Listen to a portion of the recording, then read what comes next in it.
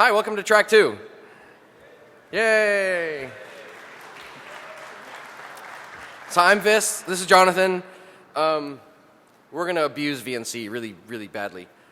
You have anything? No? Yeah? No, I'm good. Right, so this is us. Yeah, fun times. We both do terrible, terrible things on the internet. Usually on Twitter, it's very, very public, and usually it's very, very amusing. So internet stuff it seems like it's getting nicer, but it's proliferating lots and lots of horribly broken, vulnerable devices, right? So the internet's getting pretty bad. It's not really getting better. They keep adding more problems and more vulnerabilities, and nobody gives a crap about security, and then you have this sort of thing happen, and then this sort of thing happen, and then basically this is just us saying like, hey dude, you could totally see the faint outline of some cyber something legislation in there, and you can smell the totally you're not allowed to hack all the routers proposals. You can, yeah, that's right, that was the, what was it, FCC? Yeah, so, cameras. Yeah, so I was doing a talk back in March this year, and the screen you're seeing on the left was a house that was actually close to where I was doing the talk, and I was also talking about VNC stuff, and I just popped open the window. It's like, hey, this is the house. If you look to the left, you can probably see it. And there's just a bunch of stuff. So you can go from cameras to people putting SCADA stuff on cameras. And over time, sometimes stuff gets fixed. So this company had this on VNC. You could basically go into the settings and people could mess things up. And what they did when I reported is they removed it. And then on the same IP address, something else came back, and it was a camera that was looking at the same screen we had on VNC before, just so people couldn't screw with the settings. But you know, it's okay because now you cannot mess with anything, and they just want to remotely see what's going on in the factory. This is another interesting one. So there's a company in my country, and when you ship something back because you don't want it, they unpack it and they check to see if you didn't mess with it, if you didn't unpack it. This is the camera which shows the guy who's unpacking all the stuff because they want to have it registered in case something's up. So I could send back my own package and then see it pass by, basically. Now, something else I've been doing, which is kind of sketchy sometimes, is look at the Middle East. They have a ton of interesting stuff. I only put this one in there because I don't want to, I don't know, put people off or get the wrong people looking at me, basically. But there's like a bunch of cameras and a bunch of interesting devices online in the Middle East as well.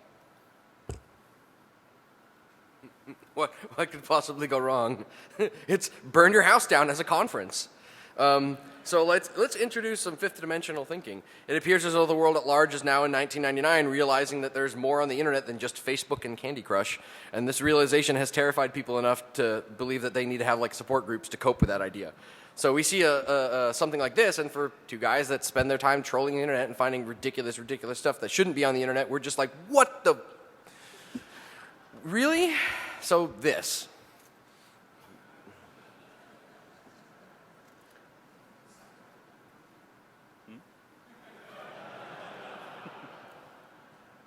Yep. You can browse the internet from your fridge. What could go wrong? Yeah, so sometimes you find the most sketchiest devices. So this one wasn't connected online. This is basically, it doses the drugs you get in the hospitals.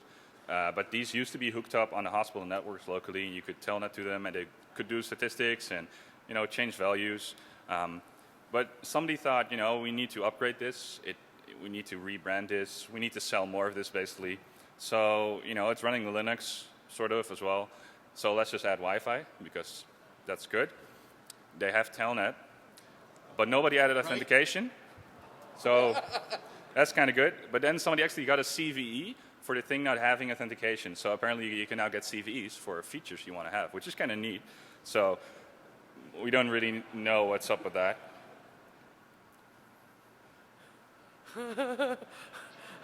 I don't even.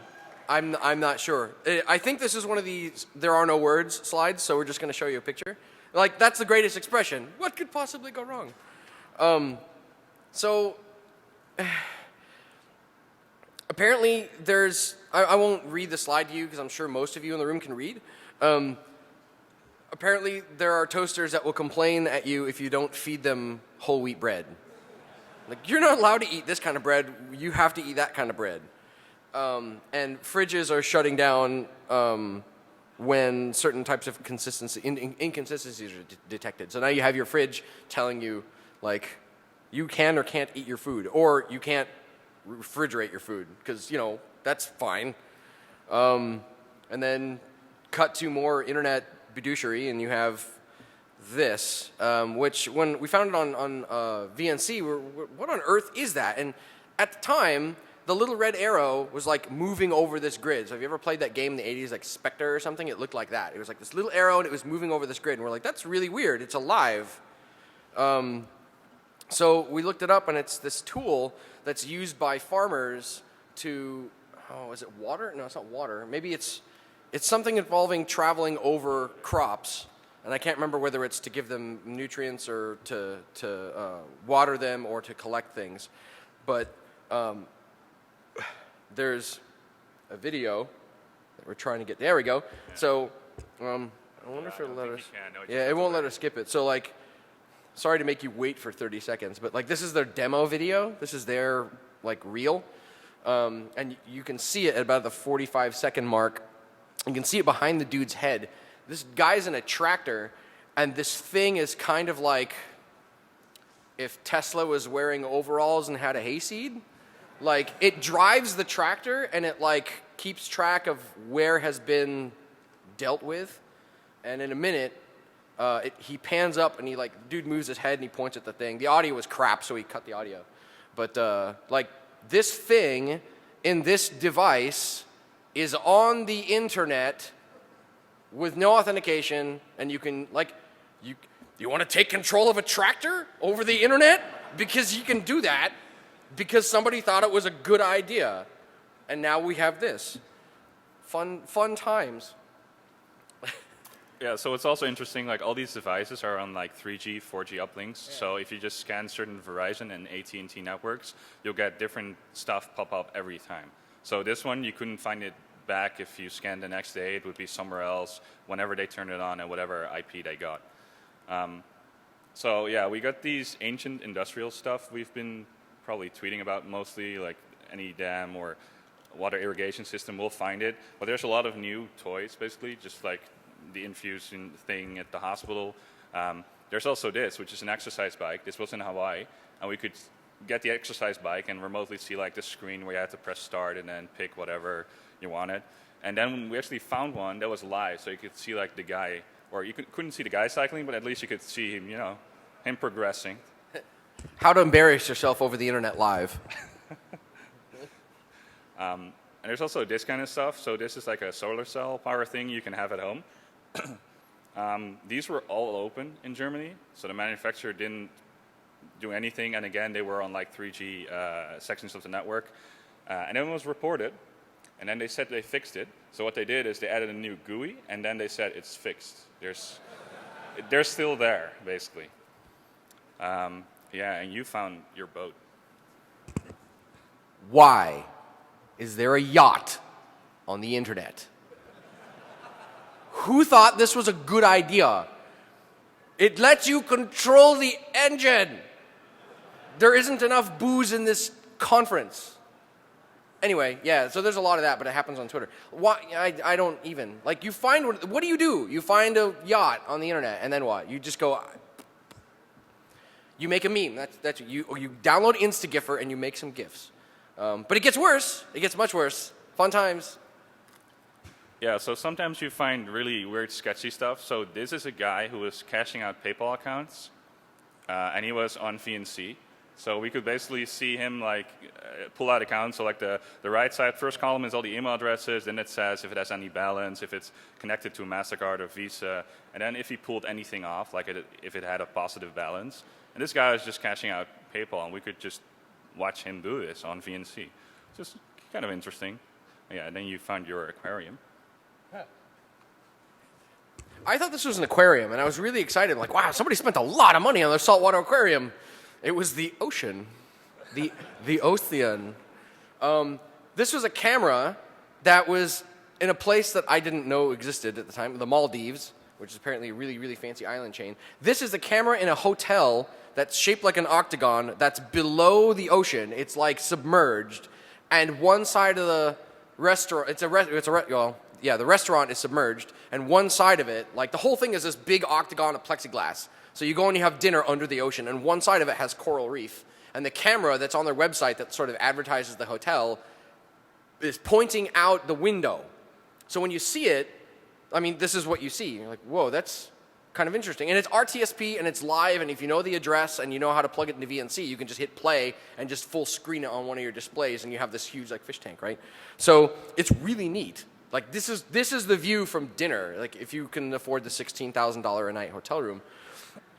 But you can also do what I did, which was leave it full screen and be like, oh, this is really neat. I'll just leave this up while I'm working, whatever. And then you go out for like dinner or whatever, and you come back and you see this, and you go, what the? What? Why are there people? There were divers on the other side that had gone in and were cleaning the glass. But yeah, when you think you found everything, you find this, and you go, no, there's still more. But yeah, and yet there is still much more. It doesn't end. It never ends. Yeah, and it goes from funny to really bad. So this is a cardiac imaging device, which was online. You could just reach, VNC, open, nothing. Same kind of stuff, 3G network, so one day you would find it, other day you won't. Just depends if it's actually turned on. So you have this thing, which is, it's in some kind of company, and it's like to scan badges or to register badges. They put up their finger for fingerprint screen, and it pops up all their information. So would you want to, I don't know, steal identities? You just sit there, you have a fingerprint, you have all their information, you just wait, you just go print screen, print screen, print screen. It's, yeah. And then we found this, which is kind of interesting. So let's say you want to SWAT somebody, you usually do a call, and then at the end you'll just end up in jail or fined. You can now do it over VNC. So this is some station somewhere, and this is the software they use to manage like which patrols are out where. And we could just call one up, basically. So let's say you want to SWAT somebody, you just enter the address, you send like, I don't know, 10 squads there, you hit go, and they all get an update, and they go there. So, yeah, a little bit less traceable. And then there's this. So originally I thought this was a device that was controlling like an X-ray machine. Turns out you actually need to press a button on the hardware to make an X-ray image. And this is stored on a data store, and then you have a machine that interacts with the data store. So what I was looking at was actually some doctor, I guess, who was working with the data on the data store, and he was just making notes and annotations in the documents, basically. So yeah, my guess was first that he was actually controlling it, but he wasn't, but close enough, right? So yeah, we do a lot of scans, as in literally we are probably one of the 5 people that constantly bash VNC on the globe. Is Errata Rob in the room? No? Okay. Is John Matherly in the room? No. Okay. There's basically 6 of us that scan the whole world routinely for VNC, and like 4 or 5 of us are at con. So just fun times. Yeah, so we do scans and we get back results. Basically, I usually scan for the RFB header, so connect on anything on known ports, expect RFB headers back, and just store them, store the IP addresses. And you get about 335,000 that will respond to you. 8,000 of those will not have authentication. You can connect and do whatever you want. Now, what's interesting is if you look at like the versioning, so you get back all these banners, and they have like a major and minor version, and you can graph these. But if you look at like the official versioning or the official documents that were brought out saying, okay, this is version 3 point something, there's 3.3, 3.7, and 3.8. Those are the official versions, basically. Now, if you look in this graph, these should not exist, right? These are numbers that make no sense. There's a bunch more that should probably not exist. But if you actually look at them, you can sort of figure out what it is. So you got Apple Remote Desktop, which basically what they did is they changed authentication to use Apple ID kind of stuff. So the rest of the VNC part, it's pretty normal. It's standard VNC, just different authentication. You got Real VNC Personal.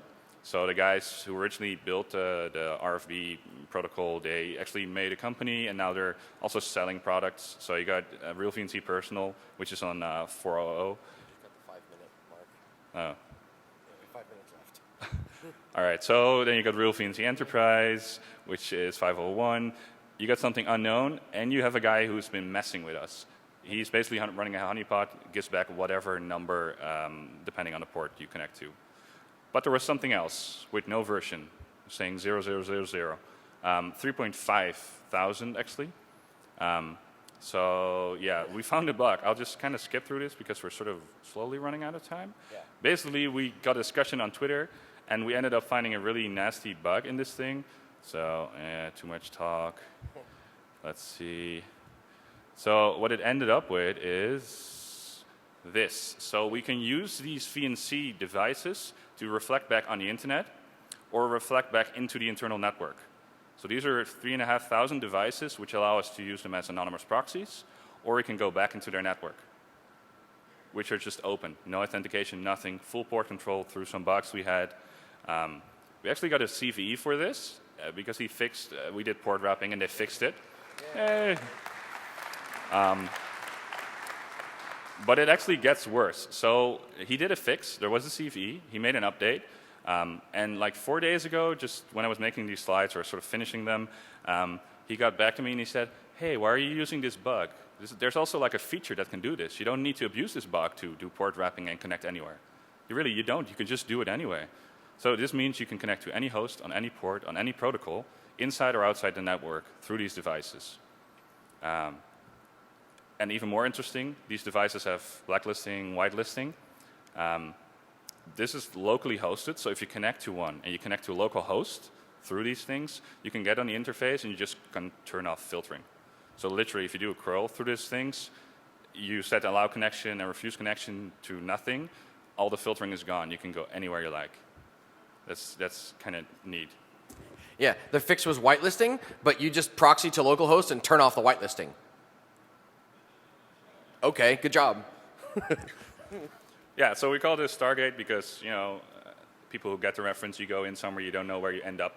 Sometimes you end up from the same IP address. Sometimes you go through somebody's network out to the internet on the other side. We don't know where. So basically, it's an open proxy, and you can pivot into it and go through anything inside.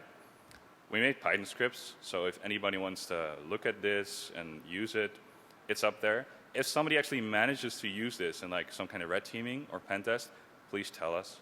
Because we haven't found anything interesting on the inside yet. It's pretty difficult. You go into a network and then you sort of have to guess what's always going to be there, except the web interface. So we have some demos, so let's see if we can actually do this 2.5 minutes for demo. In time. Okay, yeah, we'll do the most interesting one, actually. Let's see. I already have the...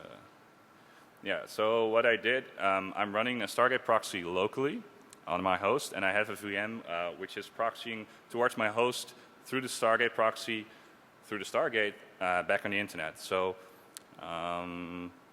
we can, let's do the most interesting one then, if we don't have enough time. So there's a bunch of them online, but this is one we found which was kind of interesting. So let's see, we can probably go to Google if it works. So just to show, you can go into Google and it will, if it works, proxy through the Stargate back onto Google, depending how fast it is. Here you go. So what language is that? Is it just... Oh, well, there you go. So this thing is apparently in France. Yeah, okay, that was French. So let's see what happens if we actually go to the server it's hosted on. So this is browsing the local host. Oh, there's one thing. This thing does not support concurrent connections. Yeah. So this, you're doing local host, you get by Google 404s, is because it's badly caching. So, yeah. So now, all right, so now we get something internal in this network. We get an Apache server which is inside the network, which we cannot reach from the outside. And then we can actually, with this one, go server status. I can barely see if I'm typing correctly. Is it good? Yes? All right, so internal server status page from an internal service through a proxy through the Stargate. So this should only be available to localhost, but because we're proxying through the box that's hosting the thing, we are localhost, so fun times. Yeah. Are we done? Okay.